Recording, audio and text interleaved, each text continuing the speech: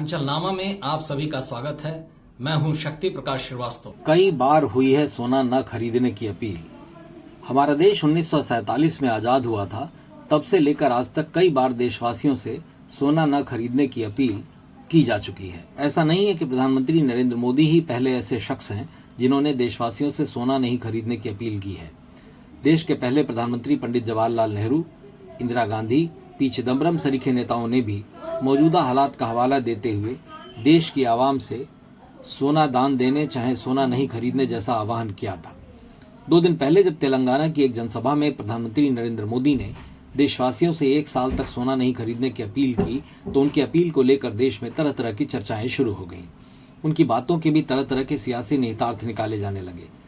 लोकसभा में नेता प्रतिपक्ष और कांग्रेस नेता राहुल गांधी ने प्रधानमंत्री नरेंद्र मोदी पर निशाना साधते हुए कहा कि वह हर बार जिम्मेदारी जनता पर डाल देते हैं ताकि खुद जवाबदेही से बच सकें, जबकि ऐसा नहीं है, बल्कि उनके ही पार्टी कांग्रेस के ही 3 बड़े नेताओं ने पूर्व के दिनों में ऐसी अपीलें की हैं।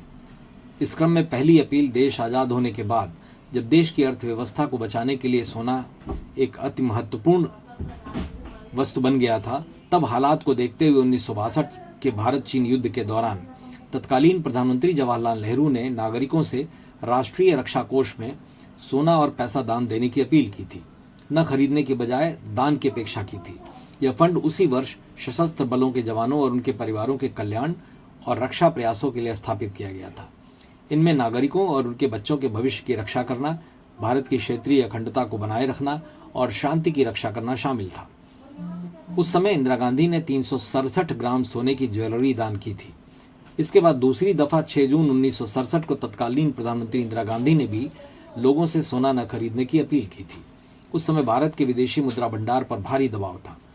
भारत को आज़ाद हुए 20 साल हो चुके थे और पाकिस्तान के साथ हुए 1965 के युद्ध से वो उबर चुका था। उस समय भारत भीषण सूखे का सामना कर रहा था।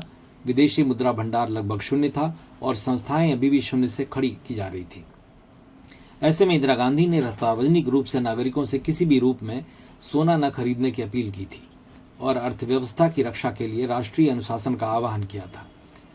तीसरी बार 2013 में यूपीए सरकार में तत्कालीन वित्त मंत्री पी चिदम्बरम ने भी लोगों से सोना नहीं खरीदने की अपील की थी। उस समय देश का चालू घाटा रिकॉर्ड 6.7% तक पहुंच गया था। इसके पीछे सोने के भारी आयात को एक प्रमुख कारण माना गया था। उस समय सरकार ने सोने के बेतहाशा आयात को कंट्रोल करने के लिए आयात शुल्क बढ़ाकर 8% कर दिया था। 2 दिन पहले प्रधानमंत्री मोदी ने देश के नागरिकों से सोना न खरीदने, ईंधन बचाने सहित कई अपीलें की थी। पश्चिम एशिया संकट के कारण पैदा हुए वैश्विक तनाव के बीच पीएम मोदी ने इस बार यह अपील की है। मतलब की बात में आज बस इतना ही। कल फिर मुलाकात होगी इसी समय, इसी चैनल पर।